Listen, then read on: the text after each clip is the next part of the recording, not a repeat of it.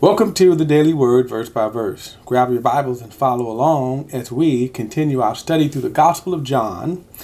Remember, I am using the Holman Christian Standard Bible, so if you're reading from a different translation, the read is different, but the message is the same. We're going to pick it up or continue in chapter 1.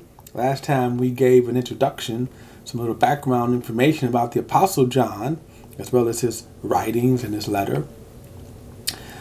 We started with verses 1 through 5, and one of the things we said was that if, like verse 1 said, in the beginning was the Word, and the Word was with God, and the Word was God.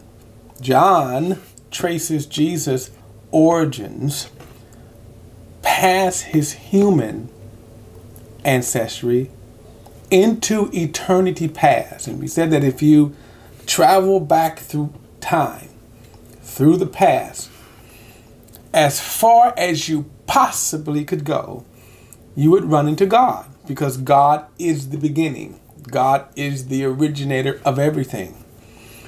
But what John reveals is that what we would see as his creation, what we would see is the Word.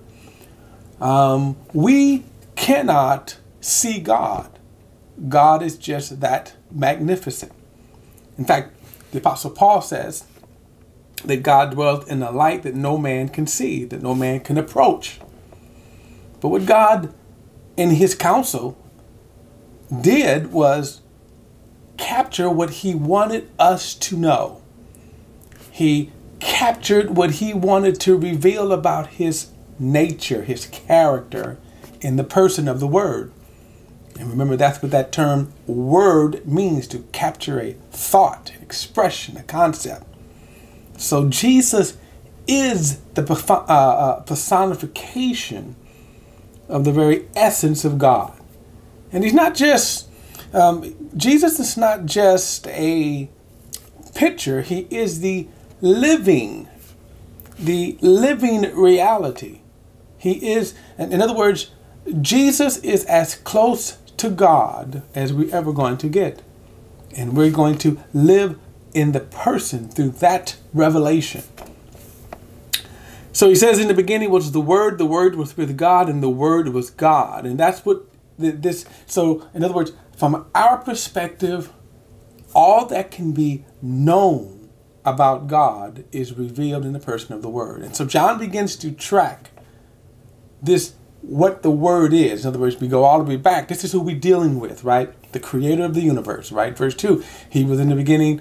He was with God in the beginning. All things were created through him, and apart from him, not one thing was created that has been created. So he's tracking. This is who we're dealing with. This is what we're dealing with, the creator of the universe. Verse 4, life was in him, and that life was the light of men.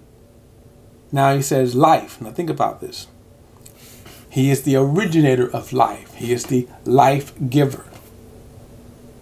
Verse 5, that light shines in darkness, yet the darkness did not overcome it.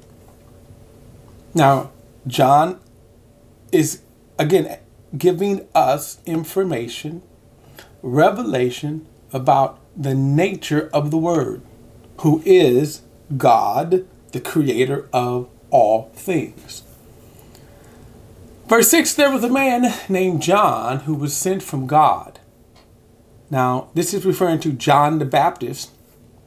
John the Baptist was the last of the Old Testament prophets. And this is important because as a certified prophet of God, look at verse 7. He came as a witness to testify about the light so that all might believe through him. He was not that light, but he came to testify about the light, the true light, who gives light to everyone was coming into the world.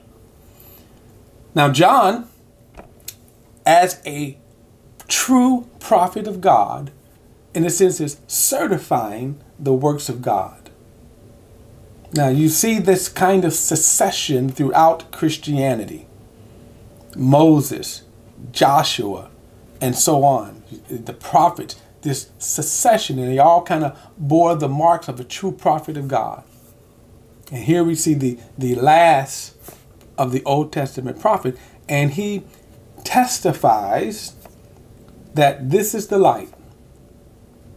And that's important because the Jews is looking for that. And you have to also bear in mind that John is speaking to a Jewish audience as well as the Gentile audience, doing the ministry from which John is referring to. He's speaking to a Jewish audience, that Jesus would be addressing a Jewish audience. And that's important. It was important that this prophet that everybody came to know that he was a true prophet of God is now testifying about the light.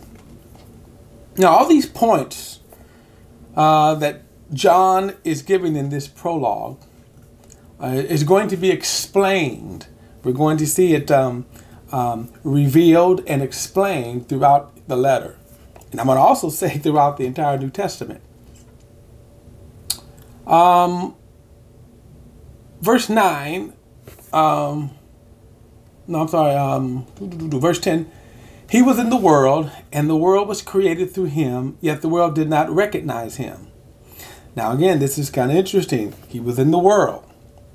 The world was created through him, yet the world did not recognize him. Now, had you been in Galilee 2,000 years ago, what would you have seen? You would have saw a man. You would have saw a flesh and blood man. You would not have saw the creator of the universe. Now that's all right, because if you had continued to see this man, you would have arrived at a different perception.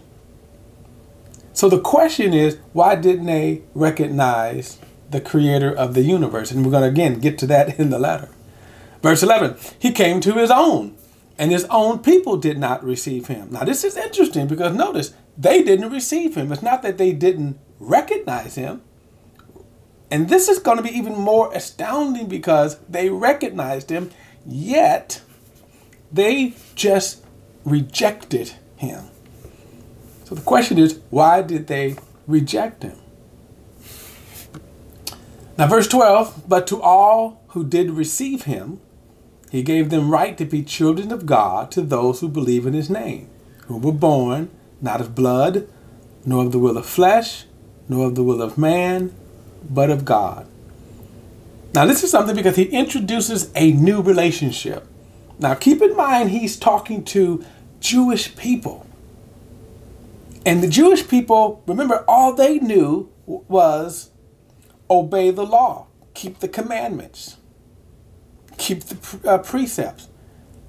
And you had to earn your way to a right standing with God, which of course, as sinful men, you could never have done that. And so the only thing you knew was condemnation. You knew failure because you always came short.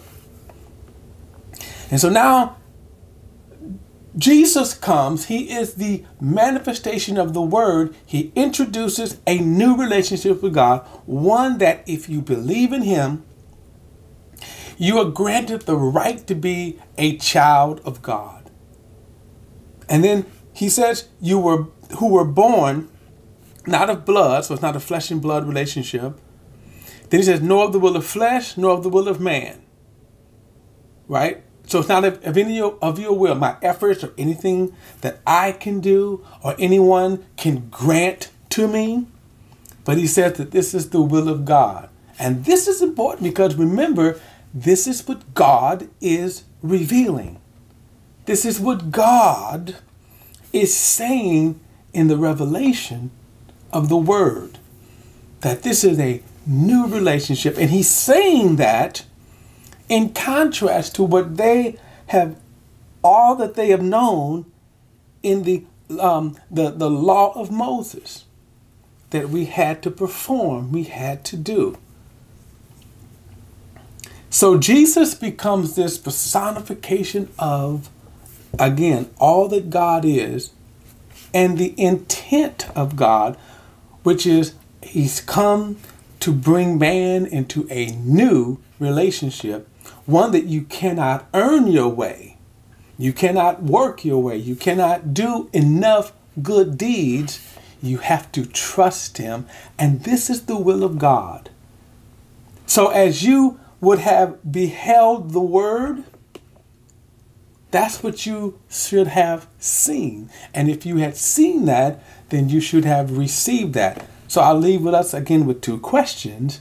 Why didn't the world see him, right? Or recognize him? And why didn't the Jews receive him? All right, we'll pick it up in verse 14 in the next video. I'll see you then.